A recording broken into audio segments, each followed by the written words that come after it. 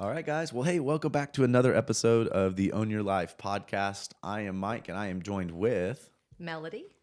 Coach Melody specifically. If you remember back, I want to say episode 4. I'm making that up, but I'm pretty sure it was episode 4. Sounds about right. Melody Sounds was good on, to be. and we had such a good time. She was here with Jonathan, and we wanted to bring her back. That was we had good response from that one, but also we know there's an entire wealth base of knowledge even beyond all that, and so I think Melody's going to end up being a regular guest every, I don't know, 10 or 15 or so. We'll work her in. Yeah, so we'll see. So today, my topic for today, or my title for today, is the, in parentheses, food pyramid scheme. So the food pyramid scheme. I wanted to start with the history, or just the thought of the food pyramid, just kind of over the years. Lay that out a little bit. Melody's going to talk a little bit more about that, and then see where that conversation leads us, and even talk through some of the specifics on it. But I know, at least for me, so the original food pyramid, there was recommendations by the USDA before this. Looked it up. I'm a professional now. I got them all. There was the essential 7, and then the something 4. Like, there was other stuff too. But 1992 was when the food pyramid came out. That's when I was born. Nice. Anything. I won't. So whether directly or indirectly, like my specific generation, like this is what we grew up knowing. Whether directly or indirectly, like the concept of the food pyramid, whether we actually had it printed out on our fridges and followed it to a meal plan or not, like this is what the culture of the 90s and the 2000s, kind of the last 20, 30 years, has been infused with, is this thought, and then iterations upon that, whether that's the marketing on food labels or the actual nutrition label itself, what gets gold star or the green color on, the marketing of stuff, and what we generally accept as normal in society, commercials and all that type of stuff. So I just kind of wanted to get into the ground layer. Where did this come from? How did we get here? And then just see where we go. So that's where we're starting, and I don't know where we're headed. Who knows? This could go, I don't know. It could go anywhere. That should be our tagline. That's where we're starting, and I don't know where it's going. I don't know where we're going. I like It'll it. be a fun conversation. So. I didn't write that down. Yeah. Okay. So officially, 1992, USDA came out with the food pyramid. As we know it, it looks like this. You guys have probably seen it before. That was relevant till 2005. And then they came, let's see here. I did some printouts. They came out with an updated one. Looks something like this. If you can't see it, it doesn't really matter that much. You guys know what I'm talking about. But basically, they made it more abstract and more confusing with less direction, but most of the same message. They did add a person walking up the side to represent exercise. That's cool, at least. And then 2011 through now, this MyPlate is kind of the generally accepted, or the USDA approved, sponsored thought there. Okay, yeah. So I just kind of wanted to start with those. Yeah, there was general guidance previous, but the food pyramid was like.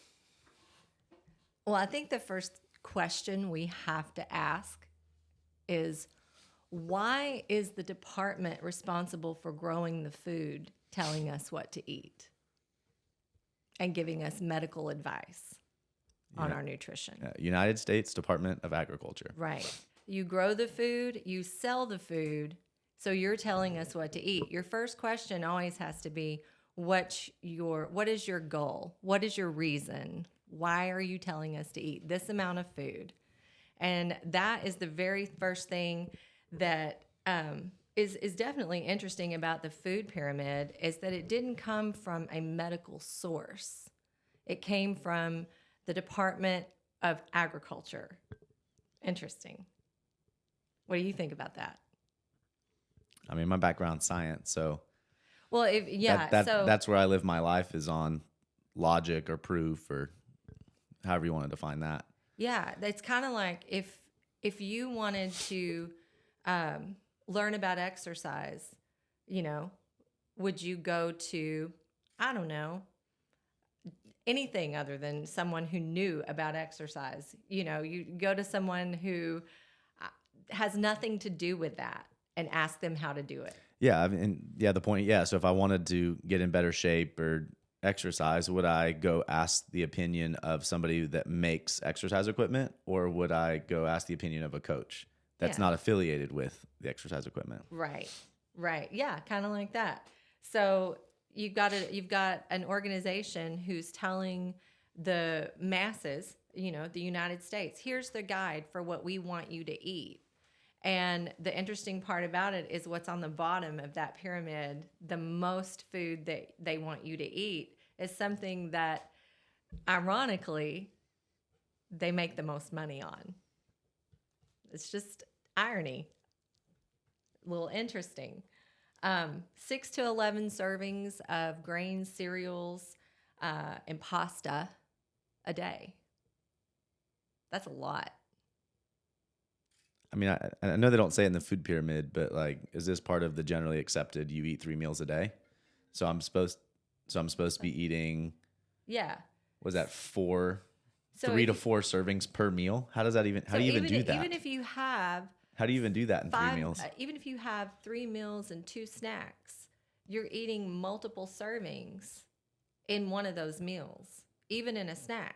So if you do the math, that doesn't make any sense logically, does it? I mean, you're automatically already telling people to overeat, but you're telling them to eat less and move more. But your recommendation automatically says overeat.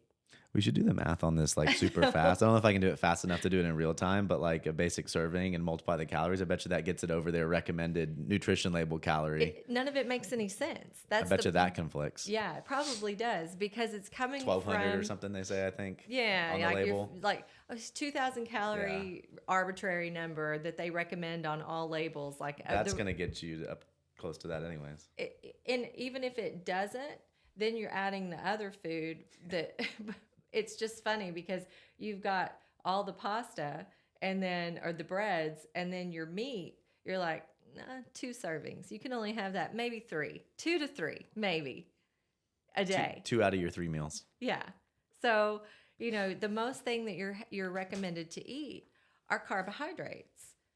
Just off the bottom of the pyramid, if you topped out at the 11 servings of pasta, I want to just say how much pasta that would be. I mean, I know a serving is pretty small. Everybody eats more than 1 serving at a time. That's the deal, right?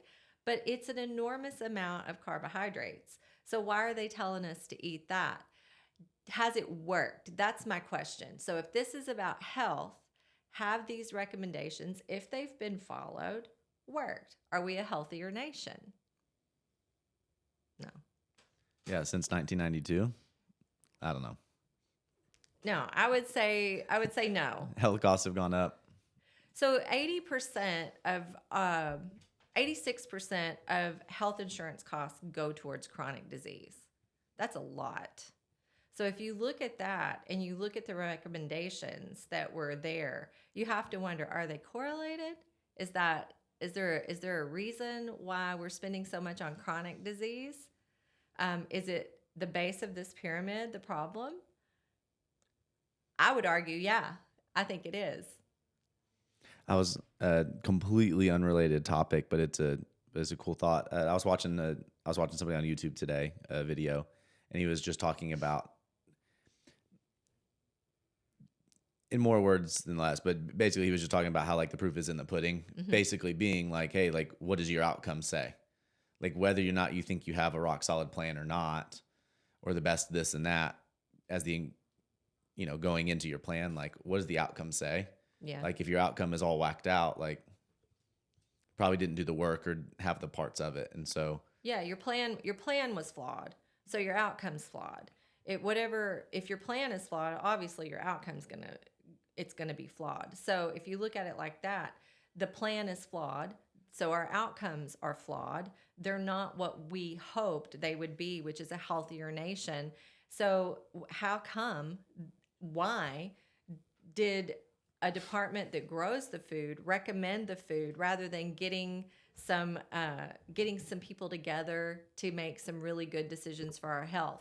Well, that's the big thing. They did gather some really good nutritionists and some really good dietitians from Harvard and Yale and all these places, got all the best nutritionists together and said, hey, we want to figure out a food pyramid, what we can recommend to people to eat so that we can, we got this heart disease thing that's happening, and they start seeing people, it started with in the 50s and with Eisenhower's heart attack. So there's like, we need to figure out how people need to eat so people will stop getting sick. So they bring them all together, and the irony of it is that they came up with this really great food pyramid. This food pyramid was based on science, and they did this in the 80s. And the lady who was lead on it was named Luise Light. And she wrote a book or a paper called, it's the flawed, let me look. I think I have it pulled up. I don't want to tell you the wrong name. A Fatally Flawed Food Guide. And she wrote this in 2004. You can look it up online. And what she said was that they gave them this task of creating a guide for Americans. And they did, and they went and they presented it to the USDA, the Secretary of Agriculture. And when they received it back, now granted, this was 12 years it took to come up with this food pyramid to get it out to the public. So they worked on it, they looked at the science, they had a completely different food pyramid. The servings of what we see, the 6 to 11, was only 2 to 3 per day, which makes more sense.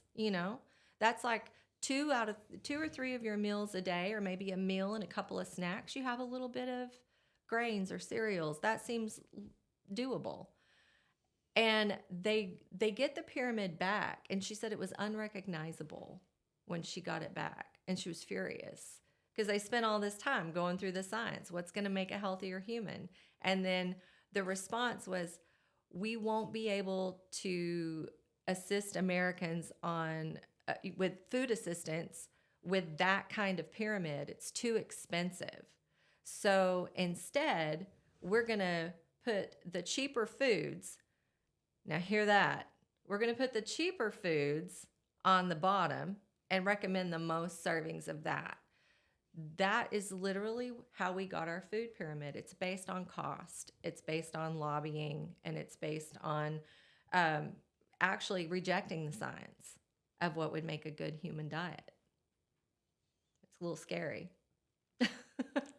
So I want to start there. And what I want to do is I want to go through some of these segments, talk about, I'll say as best you can remember from her original, if not a big deal, but kind of what maybe some of that science that she had and backed, and like you said, the 2 to 3 servings of grains, versus the 6 to 11. I want to kind of talk through that. So I understand maybe at this point, the food pyramid is maybe not as generally accepted, but again, like I said, it still has shaped us underneath more than we think. And it's still tricked and spun into all sorts of marketing that we may or may not even realize is going on. So I wanted to kind of chip through this category by category, and just kind of see where we get. Yeah, on what you just said, even if you don't pay attention to it, it's in the grocery store when you walk in. What are the big displays that you see? Are they foods that would actually nourish the body? Or are they boxes of crackers and cookies and tubs of Cheetos and things like that? It's that stuff that you see. So, it's infiltrated your grocery shopping, your advertising, everything that you do. It's there. It's crazy. One thing she said that I wanted to mention, she said at the end of the discussion with the USDA, and I think she wrote this, is that if you do this, if you change this to what you say you're changing it to, you'll create the greatest epidemic, like diabetes epidemic, that we've ever seen. And that's really where we're at. We are expected to have 100 million diabetics in the U.S. That might be globally. I'd have to check. I'm not 100%. By 2050, there should be 100 million diabetics is what the actual prediction is. It could even be more because we have people walking around that are actually pre-diabetic, which I would argue to say that they're already diabetic. That pre-diabetes is just like a little cushion of like, hey, maybe you should start working on this. But really, if you're pre-diabetic, you're already diabetic. We're already in a situation. So I think that was that was where her angst came from, is that she could foresee what was going to happen with that kind of diet. Now, you said something about looking at the science. I don't know exactly what science they pulled. She doesn't list that in her short paper. But what she was recommending would have been so different than what we see, and the epidemic that we see now in just the population of the United States alone would have been so much smaller, that you wouldn't have had the amount of diabetes that you have now, which leads into all the other chronic diseases, right? Yeah. Oh, yeah. That's actually a line that I highlighted way further on. So let's do this. We're going to skip to the revised, healthier version. So we had the 1992 to 2005 version, which is typically the one that we end up talking about. Then, like I said, 2005 to 13, there was this prism-looking one, little abstract. This one, just for reference, was 27% grains. Like, that just seems very exact. I don't know. 27% grains, 23% vegetables, 15% fruits, 2% oils, 23% dairy, and 10% meat and beans. Almost sounds like stockholders. Yeah. Did I say that? Okay. And then more recently, this is USDA. This is where we're at right now, is MyPlate. It's a picture of a plate recommending essentially 40% vegetables, 10% fruit, 30% grains, 20% protein, which my math, that gets it up to 100%. And then on the side is a picture of dairy. It's always so vague. I don't know where that fits into the 100%, but there's a picture of dairy, which is accepted to be representative of a glass of milk, off to the side. So that's what the USDA says right now. Harvard's like, whoa, we got science. This is our version. And so they have a healthy eating plate, which is basically everything I just said, with the exception of, instead of the glass of milk, they would recommend water, drinking water, tea, or coffee with little or no sugar. Another comment they make is limit milk and dairy, 1 to 2 servings a day, limit juice, avoid sugary drinks, some stuff like that. The other thing they added on the side is use healthy oils. Don't cringe yet. Like olive and canola oil for cooking on salad at the table. Limit butter. Avoid trans fat. All right, and this is what I wanted to go through. So this is like so again, it's a pyramid. It's just kind of a revamp, and this one gets a little bit more specific than just the complete vagueness that the other ones were.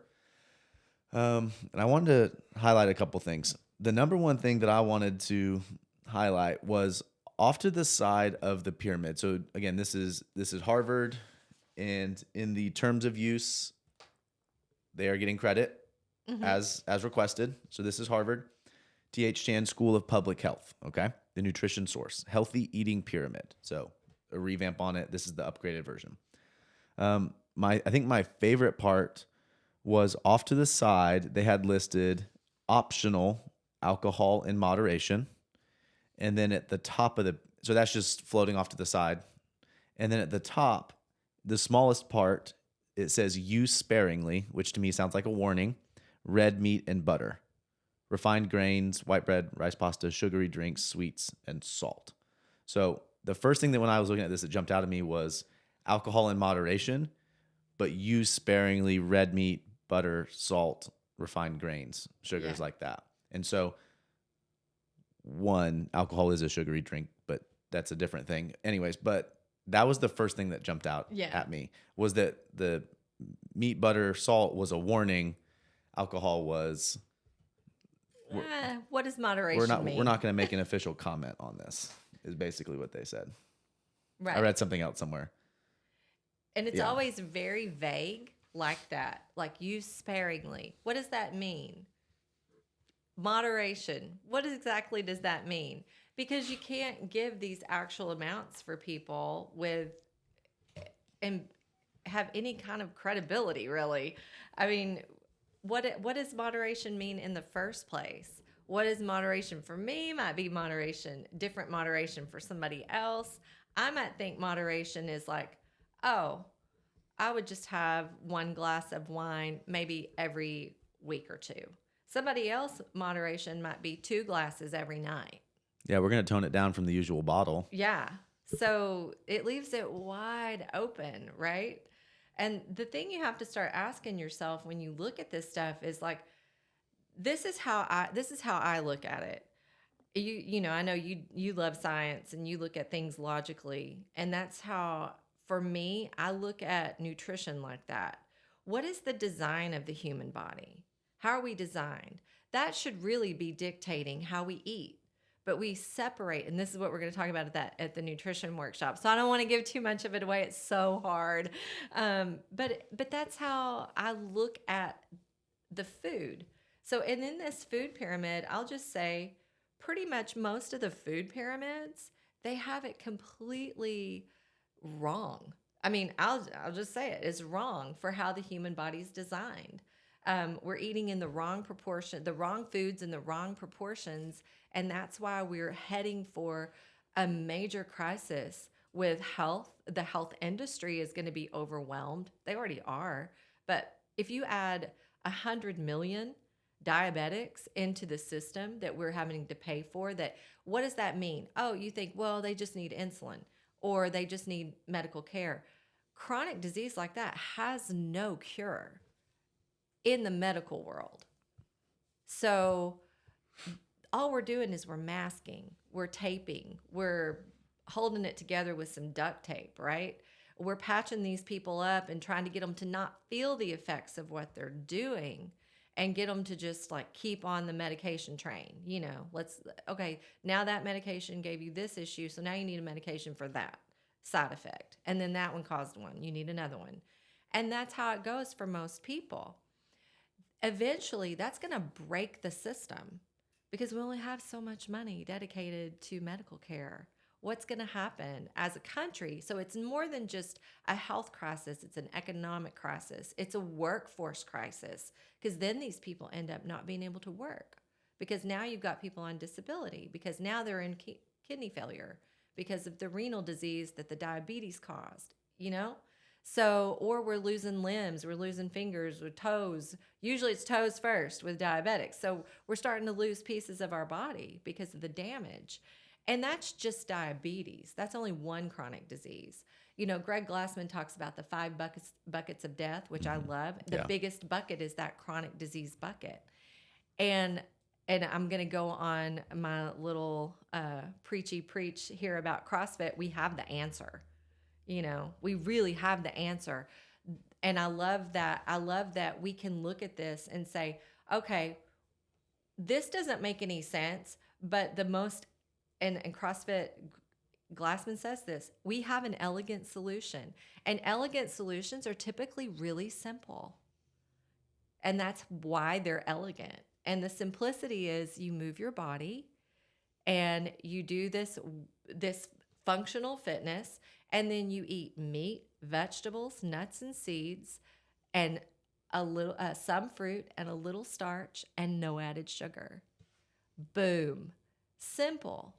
The hard part is the application for people because this got them on a train of just constantly craving more because they're eating in a way that their body's not designed to eat.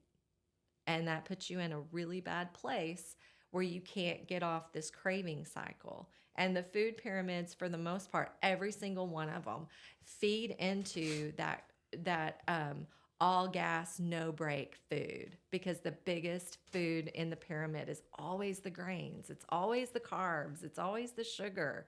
You know, even if they're saying no added sugar, the sugar's there in the bread. It turns to glucose in your body. So even if you're saying no added sugar up here, use sparingly. No butter, no sugar, and limit your salt. Hello, no, we drink a lot of salt.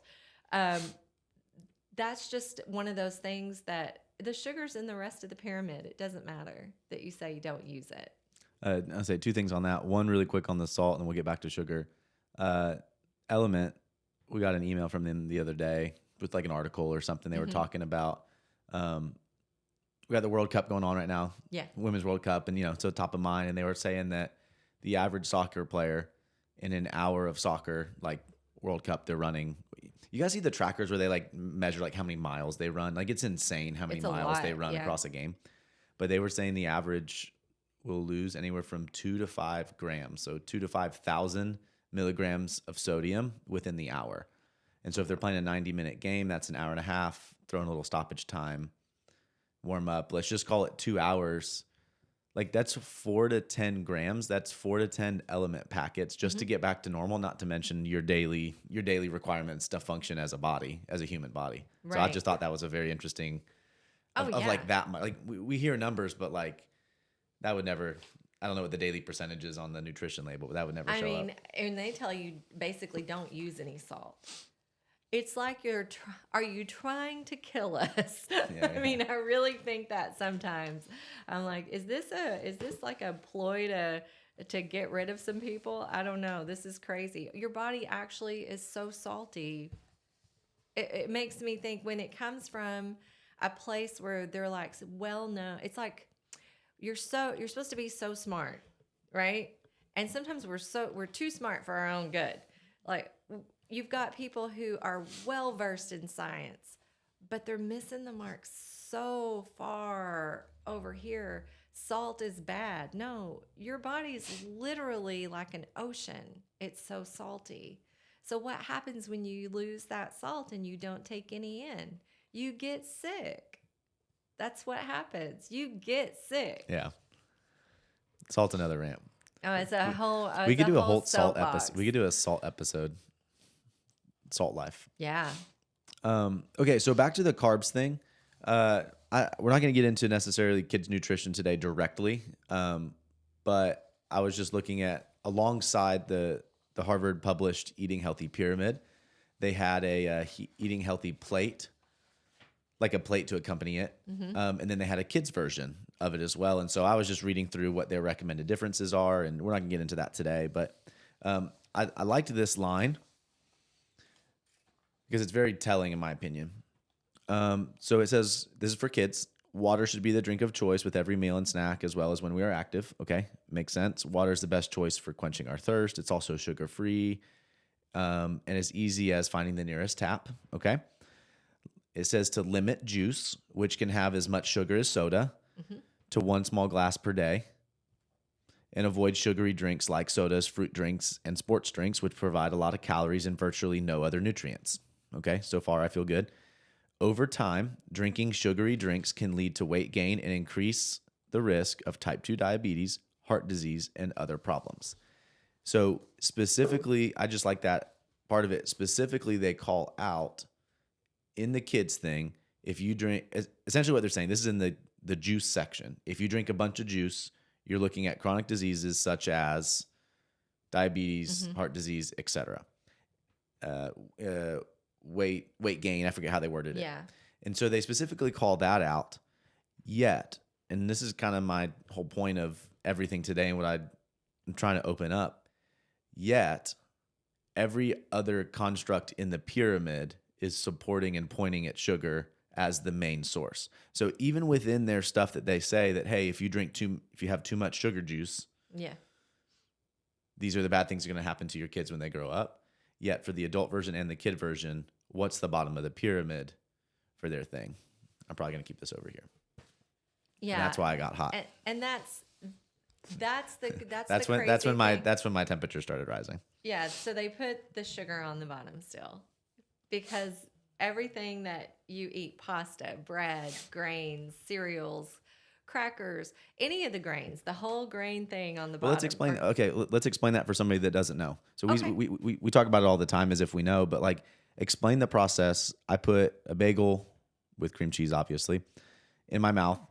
I eat it. It goes to my body. Why do we compare that to sugar? What's that process? So when you start breaking it down, you start breaking apart the molecules. It turns to glucose. So it enters your bloodstream as glucose. So that raises your blood sugar. Our blood carries that sugar around, but it can only have 5 grams at 4 to 5 grams, which is less than about a teaspoon, like right about a scant teaspoon. Think of the amount that I just said. running through your blood at any one time. If there's more than that, your body so tightly regulates this because it knows that the glucose is damaging, it pulls it into cells. So insulin goes up, insulin carries that glucose. Well, it unlocks a door of the cell so glucose can go in. The problem is when there's so much glucose that's been consumed and all these cells are full that insulin keeps going up, but it can't get the doors open on the cell. The cell's like, I'm full, I can't take in anymore. So there's nowhere for it to go, then it goes into the fat cell. Fat cells will take it in all day long and they'll just become fatter and fatter. That's why we have unlimited storage of fat, you know. So because if we overeat these carbs, then all that glucose running through our blood has to go somewhere. It has to get cleaned up. It's like it's like your mom, right? Insulin's like your mom. It comes in and it says, this floor is filthy. It's got to be cleaned up. Insulin will not allow more than 5 grams, we'll say 4 to 5 grams of sugar or glucose in your blood at any one time. So that's what happens. You eat a carbohydrate, which is anything that is not a meat or a fat. So people are like, what's a carb? You know, what is a carbohydrate?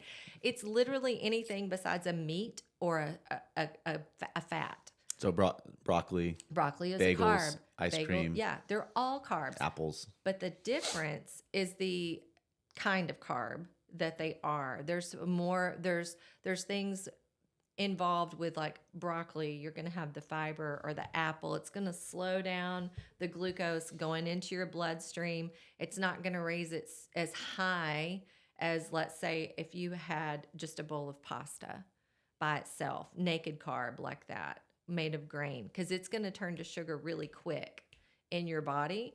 And that's going to raise your blood glucose and become a problem real fast, because your body does this thing called homeostasis. It has to stay in this certain range for you to stay alive. And it'll do anything to keep you alive. Your body is great about trying to survive. And that's really what it's trying to do. We eat things and we won't even realize, oh, my body's freaking out. We don't even know. So we eat something, we get jittery, tired. That's the carb going up, the glucose going up, then the glucose going down, because your body's trying to keep you alive and keep that blood glucose in your bloodstream at a stable amount all the time. That's what it wants. It wants stable blood glucose, because you can't have too much. Long answer, sorry. No, that's what we wanted. Okay. So I'll say we could pick apart a bunch of different parts of this, and maybe we'll do some categories as we go along. If you were to, on the spot right now, because I'm asking, if you were to on the spot right now create a food pyramid, what in general would that look like? Let's just start as basic as like, what would you put on the Melody food pyramid? For mine? The Melody food pyramid of, I gotta come up with a better name. Yeah. I'll think of that while you think of your answer. Okay. Because that's the important part. I don't have to think. But let's start easy. What would be the base of the pyramid? What would it get the most servings per day? Meat and fat. Healthy proteins like nuts, beans, fish, and chicken? No. Beans. Oh, no. Does it say beans? I'm poking the bear now. Oh, no. Yeah, so I would say this is basically on all the food pyramids. I think this is very important. I've had this discussion with a lot of people over the years, and I think this is a very widely and generally accepted thing.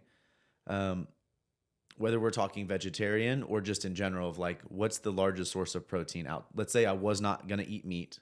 Where's the largest source of? It would probably be beans, because you would have to. The thing is they're not a complete protein, so you're always going to be struggling to get that complete protein. And the way that, so I did a vegetarian diet for a while. I actually did a vegan diet in the 90s, probably right around when this food pyramid was the original food pyramid was coming out, about 92, somewhere in there. No, actually, it was like 96. Anyway, doesn't matter. I did a lot of beans and rice together to try to make it a complete protein. And they say that it does, But the problem is that what they don't tell you is that the beans and there's some compounds in a lot of vegetables, grains, and seeds, nuts, and seeds that actually prohibit you from absorbing certain nutrients. So it's very hard to get nutrient dense diet that's easy to absorb through plant-based. It can be done, but you have to know what you're doing. If you just walk around eating beans and rice all the time trying to get your proteins in, you're probably going to be deficient somewhere in something else. Even if you're eating a lot of other, colorful vegetables and things like that, it just becomes a lot more difficult, and you have to do your research. I always ask the question of, and I know people do it for different reasons. I think it can be done, but I think it's difficult. I just think it's difficult. Okay, so this is, again, just I'm giving credit as requested per the document. Mm-hmm. So this is on the kids' healthy eating plate. Under the healthy protein section, it says choose bean, like this is the whole section. I'll read the whole section just in order so you guys understand priority. Choose beans and peas, nuts, seeds, and other plant-based healthy protein options, as well as fish, eggs, and poultry. Next paragraph, limit red meat, beef, pork, lamb, and avoid processed meats, bacon, deli meats, hot dogs, sausages. End paragraph. That was kind of one of my questions I wanted to get to, was the plant-based. Like what's lacking? Why, what does that look like in terms of plant-based? And I think you answered it well. So that was one of the things I wanted to pull out. So my next question is, besides at this point, I feel like we're not trusting some of the stuff going on here in general. So we're just not trusting of it. But like, where does it come from where it says limit red meat? Like where does that come from? Why is that something that is, I don't know, as I hear this talked about in general across the masses of the people that I happen to know, it does, but outside specifically the fitness industry that I'm a part of. But like when I get outside of that bubble, that does seem to be a generally accepted thing. Eat less red meat. Where does that come from? Why is that on this? Why are they pushing that? It goes quite a ways back. So it goes back to really a man named Ansel Keys. I thought you were going to say like Abraham. This was going to be like a clean, unclean meat thing. Clean and unclean. I thought you were going to make that joke. No. I was actually half waiting to see if you would do something like that. No. So it actually goes back to a man named Ansel Keys. And so there was like this little war that went on between fat and sugar.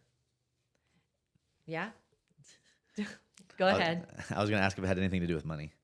And it did that's have unnecessary. It does have something to do I with will limit my money. comments. Okay. So in science, and you probably know this, if you don't get published or you don't get recognition, then you really don't make a name for yourself, right? And even then, like who reads the deep dive journals except for a couple of handful just happen to pop. That's a very, Right. So you think Hollywood's hard? I bet you this world's harder. It's brutal. So if you don't get published, you're a nobody. So back after when the whole thing happened with Dwight D. Eisenhower having a heart attack, there was this whole rush to figure out, and it kind of goes back to that era, figure out why Americans are, having heart attacks. So you had... and he came up with the highway system to help with our... Yeah, he came up with the highway system. Just a shout out. Makes a ton of sense in my head. I love the highway system. Airplanes. Yeah. So in case you have an emergency landing, you've got the to help with your heart attacks. Okay, to help with your heart attacks. Never mind that he smoked like 2 packs a day. But whatever. Anyway, I think that's right. Anyway, so Ansel Keys. They're solving Eisenhower's heart attack. Yes. And the scare across the nation, right? It's national. It's a big deal. So Ansel Keys comes. He says, like, there's several scientists that came up with some really interesting reasons why they thought that it was fat. Of course, fat goes back to what's the fattiest meat? Well, red meat. Red meat has quite a bit of fat in it. Well, up until then, Americans were eating a lot of red meat. They were eating eggs for breakfast, bacon. There wasn't a lot of obesity. Now, smoking was pretty well accepted. There was a lot of other factors going on. We started eating a lot more sugar at that same time as well. And The convenience, the TV dinners, yeah, that's about the same time period. Start getting a lot of convenience foods. A lot of World War II changed Like us. the refrigerator and all that was right, like So that being a commonplace thing in homes and microwaves. Everybody had all that. And so World War II changed us because we went for convenience. We had a lot of canned foods, a lot of prepared foods. Convenience came out. But Ansel Keys, he developed this hypothesis that it was fat that caused heart disease. And there was a lot of studies. It's too long to go into. He cherry-picked a lot of his own research. He cherry-picked his own research to show, I think it's called the 7 countries study. So he left out the studies that ate a lot of red meat and showed really good health outcomes. And he only took the ones where they had some bad health outcomes, but they also had a lot of other stuff they were doing, and showed that, oh yeah, it's obviously red meat and fat that are causing these heart problems all over the world. So everybody just stop eating it. And there was another scientist, his last name is Yudkin, and he wrote a book called Pure, White, and Deadly at the same time. And he said, no, it's not fat and meat, it's sugar. Sugar's the problem. He was bullied by the science community, particularly Ansel Keys, because Ansel Keys was known to be a really rude, like very outspoken person. And Yudkin was more of a quiet scientist. And he said, no, y'all are going to completely ruin everything. Basically, sugar's the problem. It's not the fat. And there was a little war, and the bully won. And then that's what we adopted. And that's why we still fear fat and red meat. His picture was on the cover of Time magazine. They had, at one point, Time magazine had the frowny face, eggs and bacon. And then they came back later with the smiley face, eggs and bacon. We're flip-flopping all over the place because it's a constant battle. And it's half of it has to do, or a lot of it has to do with money and power and recognition. And that's where we get a lot of our food science. And any of the food science that you do see, half the time it's a questionnaire. Food science is terrible. Like nutrition science, I should say, is terrible. Half the time it's a questionnaire. And in that questionnaire, they'll ask you things. They're asking you like what you ate 7 years ago. I mean, I don't remember I kind of remember what I ate yesterday because I eat a lot of the same things. But most people are not going to remember what they ate 2 years ago or 2 days ago. And it will say, well, how many times a week do you eat red meat, cakes, cookies? They put red meat in with cakes and cookies. So if you had red meat twice, but you ate cookies every day, I mean, you're answering the same thing, So it skews the information because you just coupled red meat with a highly palatable processed baked good, sugary food. Why would you pair those two together? You have a reason. You're trying to demonize it. Yeah. Yeah. So that's why. So red meat is good. Red meat is good. Conclusion. That's how we got our big brains. Okay. It might be the same answer you just gave, but another way to word, I think what we were just saying was, I also hear a lot of people preach eat lean meats in general. Is that just to stay away from the fatty red meats? Is that the reason that's out there? Yeah, because we have this fear of fat. Yeah. We still, it's a bias towards the lean because we were fat shamed and we were told fat was so bad for us. And it goes back to that. It literally goes back to that battle between Yudkin and Ansel Keys. I think his first name is John Yudkin and Ansel Keys. It's a good guess. Yeah, I think it's John. Okay. So, but yeah, I mean, I haven't actually read Pure, White, and Deadly. It's the one book I haven't read, and I keep meaning to order it. And I want to read it because I think it would be really interesting to hear the original. To see what he had to say. Because I actually believe that too. Pure, White, and Deadly. That's where we're at. Sugar does cause a lot I mean, obviously we see it. If everybody was eating the same amount of meat that they were, if they flipped it, I don't think we would see the disease that we see now. Yeah. I just don't. Okay, so let's flip it. All of that, bottom of the pyramid, meat. Yeah, I put meat there, meat and fats. And when we say healthy fats, that's the thing. Their version of healthy fats was a lot different. You know, I was wanting to talk about that as well. So, okay, so on a technicality that doesn't matter at all, let's say we kept meat on the bottom. Would you put fats up next? I would put fat. I think I'd put them together. You really would join them? Okay. Yeah, because they come together in nature. They do. I mean, yeah. Even if you eat a chicken, it comes with the chicken skin, and the dark meat has more fat in it. And, I mean, if you're going to eat it, you got to eat the delicious parts, right? So it always comes packed together. There's some meat that's going to be more lean, but even if you eat shrimp, there's no fat, but it's full of cholesterol. Cholesterol, yep. Yeah. So it's always packaged together. Yeah. So I'd put it together. Okay. So meat and fats on the bottom. Another comment on fats, and this is what Melody was alluding to. Let me see if I can find it officially. Okay. So again, this is based on the Harvard one. Basically, they all say very, very, very similar with a few small exceptions. But healthy fats and oils, this is how they define it. And theirs is kind of in the middle. This is healthy fats. Olive, canola, soy, corn, sunflower, peanut, and other vegetable oils. Semicolon. When was the last time you saw semicolon? Semicolon. Trans-free margarine. That's the definition of healthy fats and oils according to the Harvard T.H. Chan School of Public Health, the Nutrition Source Healthy Eating Pyramid. Can I just smack my head right now? I mean, I'm just reporting the news. I know. Don't shoot the messenger. Oh, man. Okay, so yeah.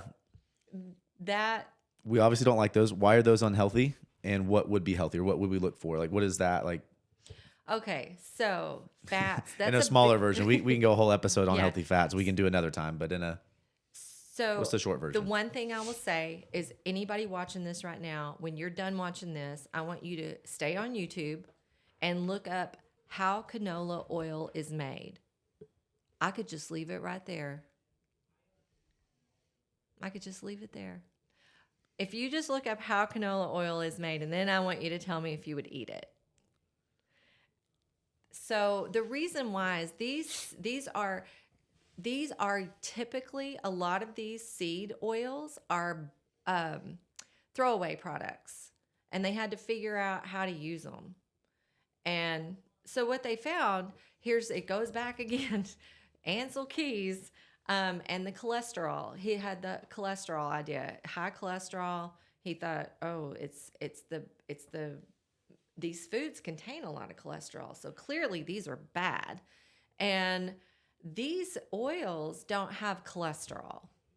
So that's how they kind of got roped into being healthy fats. They are basically, you would look at them and people are like, oh, they're heart healthy because they don't have cholesterol. And it goes back to that whole Ansel Keys idea of his cherry-picked science that he did, where he traveled around asking people what they ate, and that's how he came up with it.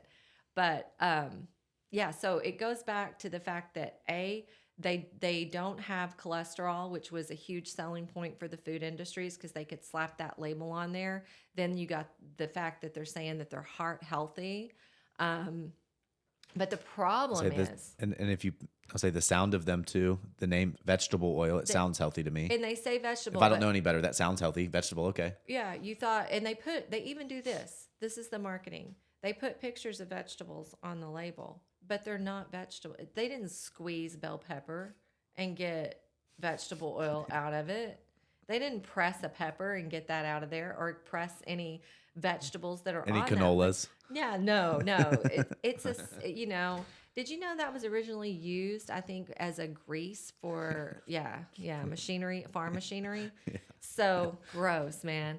But so they're pressing these seeds. They're actually not just pressing them. They're putting them through a highly really toxic process to get the oil out of them. And then they have to, and I'm going to spoil it for you. When you go watch the canola oil video, you're going to see they have to bleach it to get the smell out because they're gross.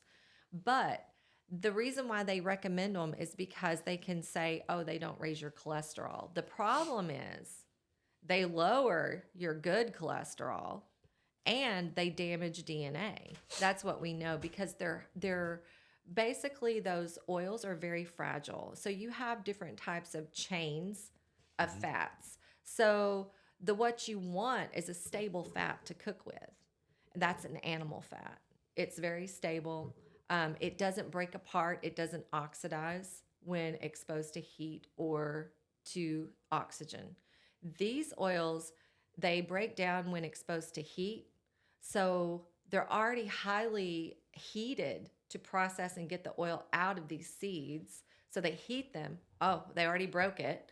Then they put it in clear bottles most of the time, and then they set them on the shelf in a lit up grocery store. So light exposure breaks them down further. So by the time we get these oils, they're already oxidized. They're already broken. And it's like, to me, I think of it like eating rusty food. It's already oxidized. And so when you have it, what we know now is that they're showing that it actually damages our DNA. So and what that means is that it goes into the cell and it hardens the outside of the cell and messes up the DNA. I mean, it damages you at a DNA level. So then when you go to replicate a cell, because we constantly have cell turnover, when you go to replicate a cell, you're replicating a cell out of broken material. That's how we get disease. Dis-ease. Our body is in dis-ease. So we create more damage with these kinds of oils.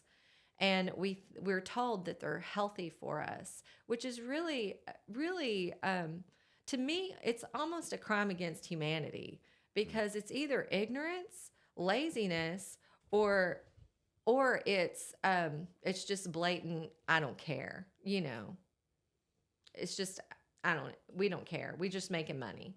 And all three of those are really bad because when you're doling out advice for how people should live, eat, and take care of their bodies, but you're telling them to have all these things that are actually damaging to them and telling them not to have the things that are actually good for them, then what are you doing? What is your reason for that? Because I can almost forgive ignorance. It's like, but you're a really well respected organization. You should be smarter than that. But what's hard to overlook is just blatant misinformation, based on lobbying and money. That's real hard to overlook, and I think that's where we kind of are. I don't think everybody involved is like that. I think a lot of people are trying to do really good and help people. But I think this information is, at the least, irresponsible. This is something That's else. My soapbox. This is something else I found in this. Again, this is, like I said, the Harvard T.H. Chan School of Public Health. This is their publication. You would assume these people would know how to write a paper that supports itself. Mm-hmm. In the same page, within 2 pages of each other, we have one that says the healthy fats and oils: olive, canola, soy, corn, sunflower, peanut, and other vegetable oils. And then 2 pages over, it's talking about vegetables, and it says the more veggies and the greater the variety, the better. Okay, that's fine. Whatever, probably fine. And then the next line, it says potatoes and French fries don't count as vegetables because of their negative impact on blood sugar. But yet, what are French fries?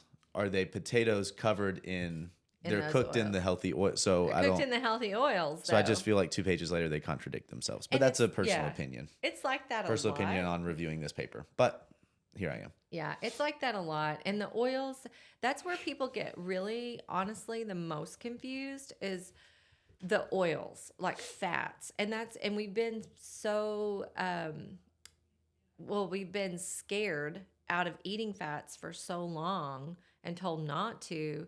Then when they tell us what a healthy fat is, most people are like, well, okay, because we haven't even bothered to be eating them for so long. Everything's fat free and full of sugar. Now here's these healthy fats you can eat. And, people are just really confused by what a healthy fat is. And then if I tell someone, no, you can eat animal fat, they're like, isn't that going to clog my arteries? And there was actually a scientist that his reason, okay, get this. I can't remember his name. So I think John. I can, yeah, we'll call him Probably John. It's probably a John. Dr. John. Yeah. So it was a rabbit study. So they fed rabbits. I want you to think about a rabbit and how a rabbit is designed. It all goes back to design. They fed rabbits a whole bunch of high cholesterol food, right? Lots of fat. And the rabbits died. They got fat and they died. Well, rabbits aren't designed to really eat like that. Rabbits, we know what rabbits eat. We call it rabbit food for a reason, all the greens and everything. So they came up with the idea, this is how they presented it. So because of this rabbit study, and the rabbits died because we fed them this, high cholesterol meat diet, not designed for a rabbit at all. And because if I pour grease down the sink, it clogs. That's what's happening to your arteries. And they paired those two ideas together and said, that's why you shouldn't eat red meat. Well, first of all, rabbits aren't designed to eat meat. Second of all, your house pipes aren't designed to have grease poured down them. And we just had that happen. My 20-year-old was pouring grease down the sink without me knowing. And I caught that. And we have a pipe issue now. So it does clog your house pipes, but not your body. So it was just funny how that whole situation came along with the fat. Like rabbits, all the science is just... It's just really poorly done. Really poorly done. Yeah. It's hard to experiment on humans ethically. That's the word I was about to say. Ethically. Okay, so let's try to move up. I know this is not going to turn into a pyramid because that's probably not the way to eat it. There's, I don't know, maybe some other shape. Who knows? But it's probably not a pyramid. It's probably not the shape. But okay, so I'll list off some of the other categories. Vegetables and fruits. We put fats down. Whole grains, nuts, seeds, beans, and tofu. I'm probably going to cross off tofu. Nuts and seeds. We'll probably keep that in the healthy fats category, I'd assume. Fish, poultry, eggs. We already said meat. Okay, so remaining categories to kind of put in here. We've got vegetable and fruits, whole grains, dairy, and sugar. But I think you guys know we're putting sugar at the top, meaning the smallest part. So, yeah. All right. So rank those relative. Let's say dairy, whole grains, and vegetables and fruits with what we have left. I put your vegetables and fruits next. And like I said, this should probably not be a pyramid, but it can be. You got your vegetables and fruits. I always say, like, people ask me about when they're talking about their carbs and changing up the amounts they're eating, and they start saying, well, how much should I worry about? Like, I had a whole thing of green beans. I'm like, okay, first of all, nobody got unhealthy by eating too many green beans. It's just probably not, that's not our problem. The greens are not our problem. That's one of those things. Yeah, have as much of that as you absolutely want. I mean, fruit maybe would be the one that, just because fruit carries with it a little bit different, it's sweet, Mm-hmm. So sweet turns on something in our brain. When we get that sweetness, we want more sometimes. But still, even with that, fruit is also still kind of hard to overeat. You'll get a stomach ache, or you'll get diarrhea, or something will happen where you just don't want to eat any more of it eventually. But vegetables and fruits, that's where I would go next. Where would you put again, I don't know if we're ranking these or not, but like, where would you put dairy? is that like, do you count that in your head as meat? Like, is that meat in your head? I know it's not directly, but like, No, I don't really count it as meat. Dairy is one of those weird healthy things. fat, Yeah, like- because it's really everything. Because if you have full fat dairy, like I go and get raw milk at a dairy out in our area out there and close to Bridgeport, and I mean it's kind of the perfect combination of fat, protein, and carbohydrate. So it's in a good ratio. I remember the day that I figured that out. Yeah. I knew it because I had counted macros before, but I just remember the day it hit me. I was looking at the back of milk.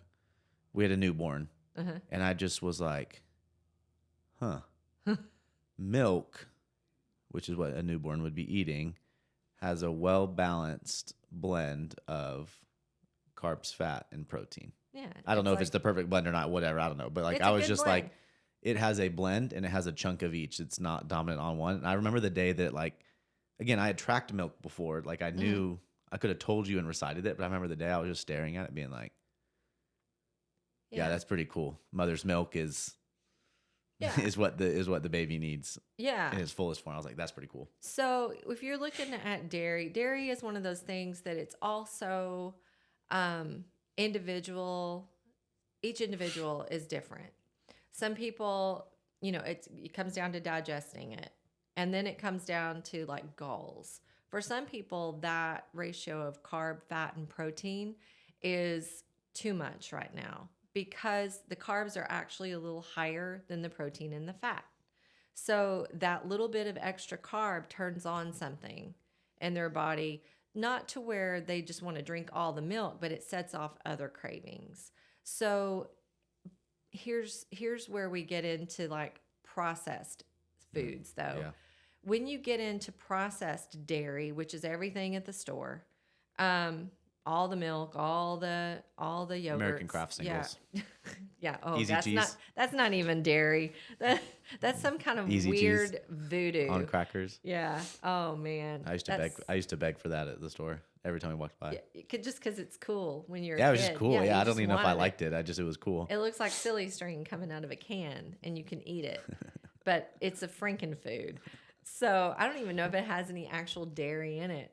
But Yeah, it probably says on the back, not made from, Yeah, contains not- 1% or less real dairy. I love Velveeta. It's a cheese-like product or something like that. It's like not even cheese, but the dairy is, it's all pasteurized, and that's a whole other thing about killing the enzymes. And there's a whole other reason why we did that. We were so afraid people were going to get sick.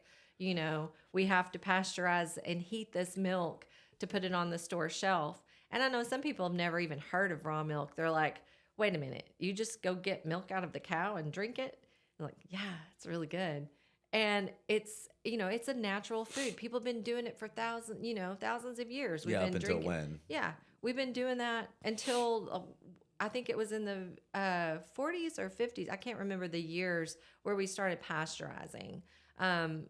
Because a couple of people, it only takes a couple of people to ruin it for everybody. Some people got sick from some dairy that was, I guess that people didn't have their dairy farm as clean as it should be. And that's something that you run into, and that's where regulations come from.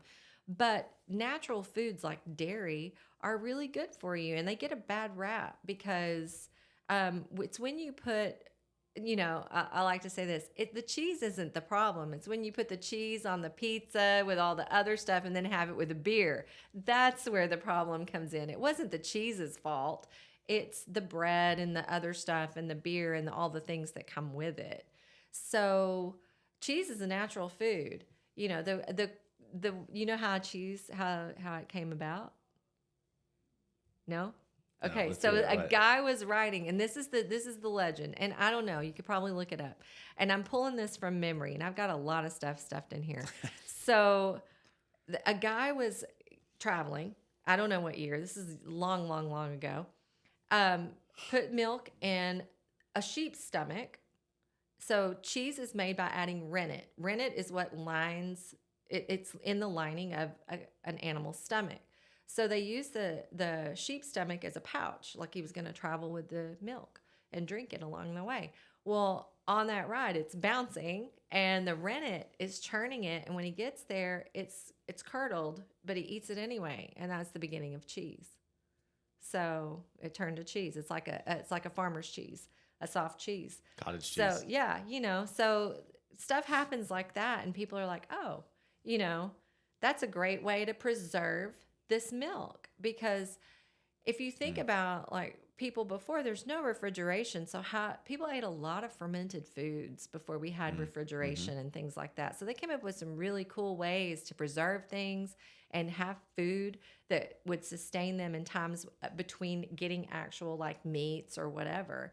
And that was I always thought that was a really cool, little piece of information. I can't remember anything else about it, but I don't know who he was. John. His name was John. But cheese is great. I think and dairy, milk, I think it all has a really good place, and a very healthy, in my version of healthy diet, not their version of healthy. I was going to say, I think the reasons we hear people say, too much dairy is bad and this and that is all the reasons we've already hit on. They start talking, fat is probably the main thing I usually hear. Drink 2% skim milk. You get into that. Well, that's just all sugar. Yep. And You're that was just going to be the drinking next sugar. point. Yep. And then what's left over? Yeah, just the sugar. And a little protein. Not much. I feel like I had one more thing I wanted to pull out, but that just might be it. The grains. I'll say grains. Yeah, we know you're putting at the top of the pyramid the smallest amount. As quickly as you can, is there any merit, or is this just like run away as fast as you can forever and ever? And I'll say this might be another version of it, but like one of the things that all of the pyramids and the Mide zones or whatever, they divide out, or as it developed in the more recent ones, they divide out refined grains versus whole grains. Well, can we do that quickly? Okay, real quick. I don't do anything very fast. So grains. I think with what we see with most people, grains are not the best option. Grains are that thing that we have made into the end-all be-all healthy grains, whole grains, refined grains. They're all grains. They're all going to impact your blood sugar. The problem is processing. So I like bread.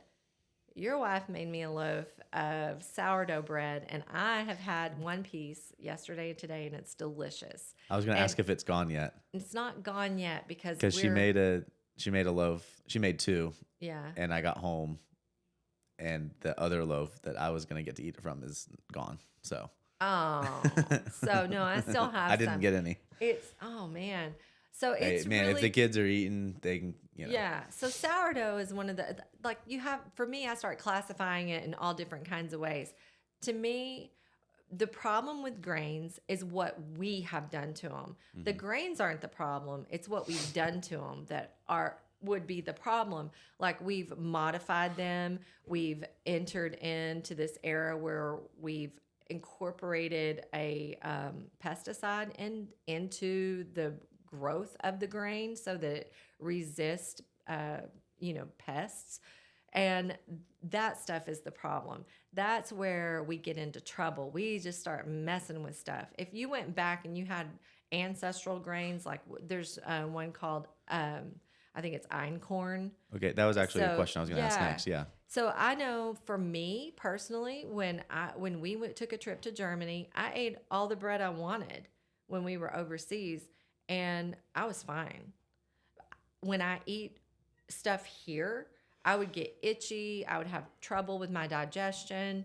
And it's partly because the grains we use here, we've messed with them so much. I mean, because that's the argument I hear. That's the argument I'll hear on both sides sometimes is they're like, well, we've survived for bajillion years, blah, blah, blah, eating, certain cultures ate a ton of rice only. Yeah. Almost exclusively, right? And these cultures ate a ton of bread and this and that. And right. it's typically not the whole story. They were obviously eating more things than that. Like the rice thing is an interesting one because there's a whole like samurai versus like the regular people, and that story where they would only give them rice because they wanted to keep the population docile.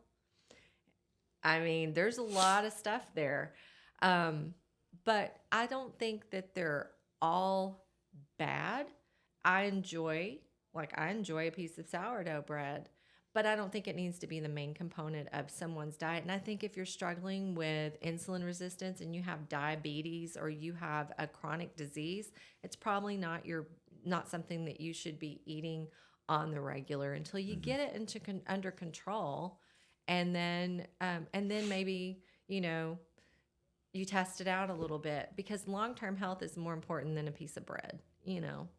So, and that's going to be something that, usually will knock somebody's blood sugar just out of the park. Like I said, it's got to be in this tight range.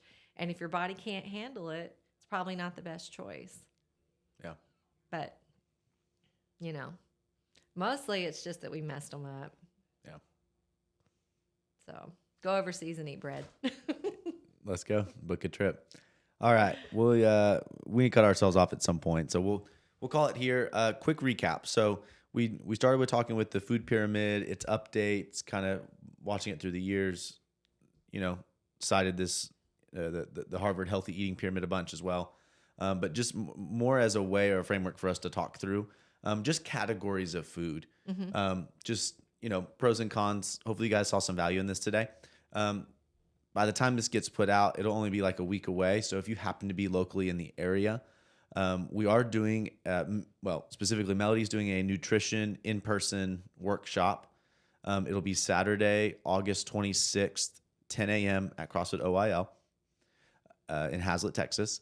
And in that, she's going to be talking about the title is The Mystery of Macros, using your body as a roadmap to your eating. And so the thought, the general thought here is we talked like broader categories of food, of maybe sections of the grocery store, right? It's kind of how we were talking. Macros would be your 3 macronutrients. So we've got your proteins, your carbs, and your fats. So she's going to dive into the specifics of that, the mystery of them. We won't tease anymore, but yeah. So I think this was a broader conversation of just kind of the past, 50 years or 30 years worth of and previous of what the Department of Agriculture recommends, and then kind of looking at more the way that Melody looks at things and that we talk about at the gym. So that'll be really exciting. Again, if you're here locally, we'd love to see you there. Otherwise, we will check you guys next time on the Own Your Life podcast. Cool. Have a good one.